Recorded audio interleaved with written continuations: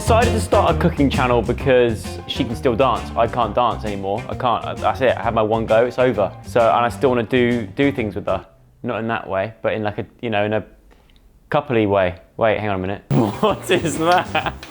We both have different views on why we started, but I feel that it's because I wanted to teach Joe a thing or two about cooking. Because I don't know if you guys know, but I'm half Italian, which means that cooking is in my blood. I'm gonna go with cabbage, turmeric, and egg all together.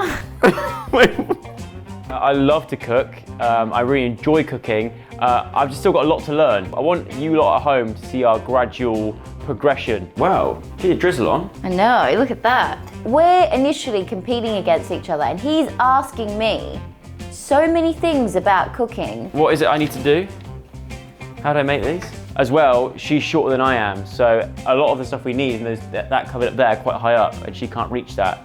So she uses me as a human ladder to get to those things up in the cupboards. Ready? 3, 2, 1, go. What, have you fired? Is that the cabbage? Joseph, or should I say Giuseppe, you better fry your hardest.